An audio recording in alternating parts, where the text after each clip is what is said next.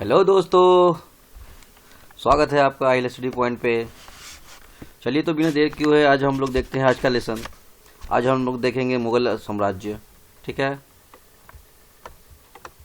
चलिए तो शुरू करते हैं। पहला आज का, मुगल वंश का संस्थापक कौन था? तो मुगल वंश का संस्थापक जो था कौन था? बाबर था। बाबर ने क्या किया था? मुगल वंश की संस्थापना की थी। बाबर जो था वह फरगना की गद्दी पर कब बैठा? तो 1495 ईस्वी में वह फरगना की गद्दी पर बैठा था। ठीक है, फरगना वर्तमान में कहाँ है? तो फरगना वर्तमान में जो है वह उज्बेकिस्तान में है। याद रख लिया दोस्तों, फरगना जो है वह वर्तमान में कहाँ है? तो उज्बेकिस्तान में है। बाबर ने भारत पर कुल कितने बार आक्रमण किए? तो 5 बार। बाबर ने भारत पर कुल 5 बार आक्रमण किया। पानीपत का प्रथम युद्ध कब हुआ? तो 1526 ईस्वी में हुआ। पानीपत का प्रथम युद्ध कब हुआ था? तो कुल 1526 ईस्वी में पानीपत का प्रथम युद्ध हुआ था। पानीपत का प्रथम युद्ध जो है किसके किसके बीच हुआ? तो बाबर और इब्राहिम लोदी के बीच। ठीक है, लोदी वंश के थे जो इब्राहिम लोदी और बाबर, जिन्होंने मुगल साम्राज्य की स्थापना की। इन दोनों के बीच जो है पानीपत का प्रथम युद्ध हुआ था। कब हुआ था? तो 1526 ईस्वी में हुआ था। ठीक है, बाबर ने अपनी आत्मकथा क्या लिखी थी? तो बाबरनामा। बाबर ने अपनी आत्मकथा जो है वह बाबरनामा लिखी थी। बाबरनामा का फारसी में अनुवाद किसने किया था? तो अब्दुल रहीम खान खाना ने बाबरनामा का फारसी में अनुवाद किया था। ठीक है, याद रखिएगा दोस्तों, यह काफ़ी इससे पहले एग्जामिनेशन में पूछे जा चुके हैं। विगत बीपीएससी में भी कई बार ये पूछे जा चुके हैं, तो इस चीज़ को भी आप याद रखिएगा कि बाबरनामा का फारसी में अनुवाद जो किसने किया था? तो अब्दुल रहीम खाना ने यह किया था। मुबैयान नामक पद शैली का जन्मदाता कौन था? तो बाबर था। याद रखिए दोस्तों, यह भी बहुत ही महत्वपूर्ण है। सारे वन लाइनर जो है वो सारे महत्वपूर्ण, इसलिए आप सारे को याद कर लीजिएंगे। मुबैयान नामक पद शैली का जन्मदाता कौन है? तो बाबर है। ठीक है, मुगल वंश का सबसे प्रसिद्ध राजा कौन है? तो जैसा कि आप लोग जानते ही होंगे अगर पढ़े हैं तो अकबर ने मुगल वंश का सबसे सर्वाधिक विस्तार किया। मुगल वंश का सबसे प्रसिद्ध राजा जो है, प्रसिद्ध शासक जो है वह अकबर है।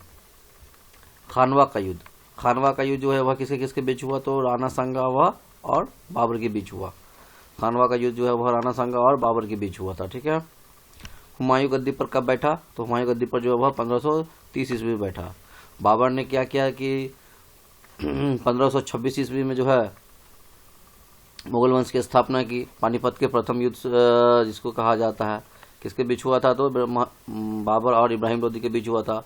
और लगभग बस 4 वर्षों में जो है उस गद्दी पे जो है कौन बैठा? हुमायूं। बाबर का बेटा कौन बैठा? हुमायूं बैठा। कब बैठा? तो 1530 ईस्वी में बैठा था। चौसा का युद्ध, याद रखिएगा दोस्तों, इसको महत्वपूर्ण है। चौसा का युद्ध जो है वह कब हुआ? तो 1539 ईस्वी में हुआ। चौसा का युद्ध जो है वह 1539 ईस्वी में हुआ। चौसा का युद्ध जो है वह किसके किसके बीच हुआ था? तो चौसा का युद्ध जो है वह शेरशाह सूरी और हुमायूं के बीच हुआ था। चौसा का युद्ध जो है वह शेरशाह सूरी और हुमायूं के बीच हुआ था। हुमायूं के द्वारा कुल 4 युद्ध लड़े गए थे। हुमायूं का युद्ध का क्रम यह है, 4 है। पहला है देवरा का युद्ध। देवरा का युद्ध कब हुआ? तो 1531 ईस्वी में देवरा का युद्ध हुआ। ठीक है, चौसा का युद्ध कब हुआ? तो 1539 ईस्वी में हुआ। बिलग्राम का युद्ध कब हुआ? तो 1540 ईस्वी में हुआ। और सरहिंद का युद्ध कब हुआ? 1555 ईस्वी में हुआ। याद कर लेंगे दोस्तों इसको। हुमायूंनामा की रचना किसने की? तो गुलबदन बेगम ने हुमायूंनामा की रचना की। ठीक है, गुलबदन बेगम ने हुमायूंनामा की रचना की। सूर साम्राज्य का संस्थापक कौन है? तो शेरशाह सूरी। सूर साम्राज्य का संस्थापक कौन है? तो शेरशाह सूरी है। शेरशाह के समय में भू राजस्व का उपज कितना था? भू राजस्व का उपज जो है वह 1/3 भाग था। उपज का कितना भाग था? तो 1/3 भाग था। मलिक मोहम्मद जायशी जो था वह शेरशाह के समकालीन था। मलिक मोहम्मद जायशी जो वह किसके समकालीन था? शेरशाह सूरी के समकालीन था। भारत में डाक प्रथा का प्रचलन जो है किसने किया? तो शेरशाह सूरी ने ही किया था। याद रखेंगे दोस्तों इसको। भारत में डाक प्रथा का प्रचलन किसने किया? तो शेरशाह सूरी ने ही भारत में डाक प्रथा का प्रचलन किया। पानीपत का दूसरा युद्ध कब हुआ? तो 1556 ईस्वी में हुआ। ठीक है दोस्तों, जैसा कि हमने इससे पहले पढ़ा है कि पानीपत का प्रथम युद्ध जो है 1526 ईस्वी में किसके किसके बीच हुआ था, तो इब्राहिम लोदी और बाबर के बीच हुआ था। तो वैसे ही दूसरा युद्ध जो है वो पानीपत का दूसरा युद्ध जो हुआ 1556 ईस्वी में हुआ था। किसके किसके बीच हुआ था, तो याद कर लेंगे दोस्तों, वह अकबर और हेमू के बीच हुआ था। पानीपत का दूसरा युद्ध जो है वह अकबर और हेमू के बीच हुआ था, याद कर लेंगे दोस्तों। दीन इलाही धर्म की शुरुआत किसने की, तो दीन इलाही धर्म की शुरुआत जो है वह अकबर ने की। दीन इलाही धर्म की शुरुआत जो है किसने की थी, तो अकबर ने दीन इलाही धर्म की शुरुआत की थी। दीन इलाही धर्म स्वीकार करने वाला प्रथम हिंदू कौन और प्रथम व अंतिम हिंदू कौन था, तो बीरबल था। याद रखें दोस्तों, ये बहुत ही इससे पहले के एग्जामिनेशन में विगत आया है। दीन इलाही को स्वीकार करने वाला प्रथम और अंतिम हिंदू, ठीक है, कौन था, तो बीरबल था, जिसने दीन इलाही धर्म को स्वीकार किया था। ठीक है। अकबर के शासन की प्रमुख विशेषता कौन सी थी, तो मनसबदारी प्रथा। अकबर के शासन की सबसे प्रमुख विशेषता जो थी वो कौन सी थी, तो मनसबदारी प्रथा थी। सूफी संत शेख सलीम चिश्ती किसके समकालीन थे, तो अकबर के समकालीन थे। शेख सलीम चिश्ती जो थे वह अकबर के समकालीन थे।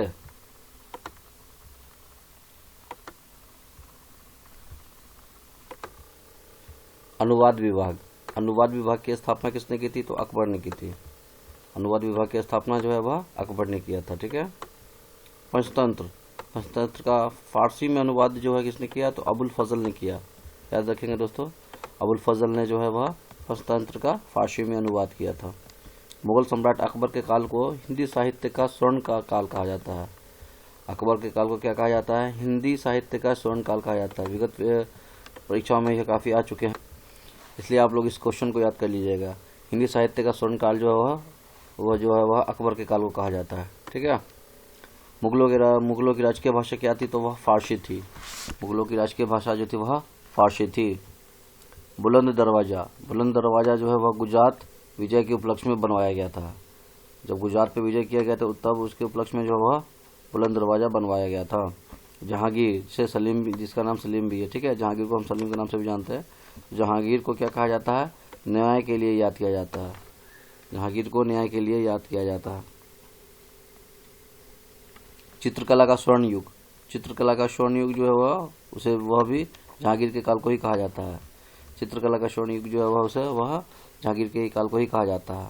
श्रीनगर में स्थित शालीमार बाग, श्रीनगर में स्थित जो है शालीमार बाग या निशांत बाग, ठीक है, शालीमार बाग या निशांत बाग किसके द्वारा निर्मित है, तो वह जहांगीर के द्वारा निर्मित है।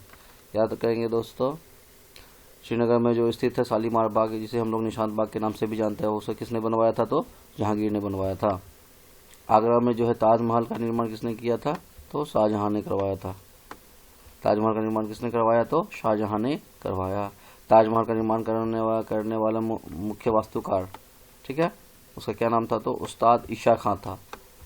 ताजमहल का निर्माण करने वाले जो मुख्य वास्तुकार थे उनका नाम जो था वह उस्ताद ईशा खां था।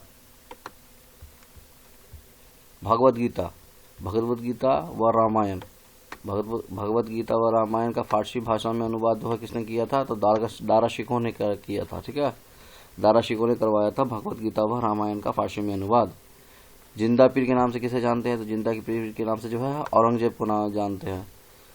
जिंदा पीर के नाम से जो है किसे जानते हैं, तो औरंगजेब को जिंदा पीर के नाम से जानते हैं। औरंगजेब ने इस्लाम न अपनाने के कारण जो है किसे फांसी दे दी थी, किसकी हत्या करवा दी थी, तो गुरु तेग बहादुर की हत्या करवा दी थी। औरंगजेब ने इस्लाम न अपनाने के कारण जो है सिख धर्म के जो गुरु थे, गुरु तेग बहादुर, उनकी हत्या करवा दी थी। जजिया कर को किसने हटाया था, तो अकबर ने जजिया कर को हटवाया था। जजिया कर को किसने हटवाया, तो अकबर ने जजिया कर को हटवाया था। जजिया कर को 1679 ईस्वी में पुनः मुगल सम्राट किसने, तो औरंगजेब ने लागू किया था। हटाया था अकबर ने और लागू फिर किसने कर दिया, 1679 ईस्वी में औरंगजेब ने उसे दोबारा लागू कर दिया। बाबर की प्रसिद्ध युद्ध नीति तुगलकनामा नीति का प्रयोग सर्वप्रथम पानीपत के प्रथम युद्ध में हुआ था। बाबर ने क्या किया था कि तुगलकनामा नीति का प्रयोग जो सर्वप्रथम पानीपत के प्रथम युद्ध में किया था 1526 ईस्वी में। भारत में ग्रैंड ट्रंक रोड किसने बनवाया था, शेरशाह सूरी ने बनवाया था। याद रखेंगे दोस्तों, भारत में ग्रैंड ट्रंक रोड जो है किसने बनवाया था, तो शेरशाह सूरी ने ग्रैंड ट्रंक रोड बनवाया था। दोस्तों यह जो है वीडियो था, यह जो है मुगल सम्राट जो है कलेक्शन जो है थोड़ा लंबा है, तो इसलिए यह वीडियो जो है दो पार्ट में आएगा। इसका एक पार्ट जो है इसके बाद आएगा, ठीक है दोस्तों। आईने अकबरी अबुल फजल द्वारा लिखी गई है। आईने अकबरी किसके द्वारा लिखी गई है? तो अबुल फजल के द्वारा लिखी गई है। आईने अकबरी जो है किसके द्वारा लिखी गई है? तो अबुल फजल के द्वारा यह आईने अकबरी लिखी गई है। अकबर के दरबार में तानसेन कौन थे? तो महान संगीतज्ञ थे।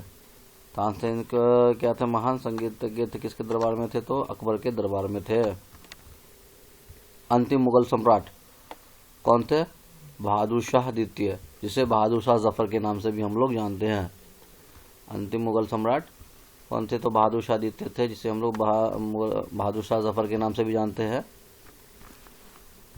अकबर के शासनकाल में भू राजस्व सुधारों के लिए कौन उत्तरदायी था? तो टोडरमल था। मतलब भू राजस्व से संबंधित जितने भी मामले थे किनकी देखरेख में हुआ करता था? तो वह टोडरमल की देखरेख में हुआ करता था। किसके शासनकाल में? तो अकबर के शासनकाल में। याद रखिएगा। मुगल साम्राज्य की राजधानी जो है आगरा से दिल्ली स्थानांतरित किसने किया? तो शाहजहां ने किया। आगरा से जो दिल्ली राजधानी जो है स्थानांतरित किसने किया? तो शाहजहां ने करवाया था। अकबर की युवावस्था में उसका संरक्षक कौन था? तो बैरम खां। याद कर लेंगे दोस्तों इस चीज को भी। अकबर की युवावस्था में जो है उसका संरक्षक कौन था? तो बैरम खां था। मुगल शासक औरंगजेब का राज्य अभिषेक 2 बार हुआ। यह क्वेश्चन कई बार विगत बीपीएससी के क्वेश्चन में आ चुके हैं पीटी में, तो इस चीज़ को याद कर लेंगे दोस्तों। इसके अलावा भी बहुत सारे एग्जामिनेशन में क्वेश्चन ये सब आते ही है, तो सारे क्वेश्चन को अच्छे से आप लोग दोस्तों याद कर लेंगे इसको। मुगल शासक औरंगजेब का राज्य अभिषेक जो है कितने बार हुआ है? तो 2 बार हुआ है।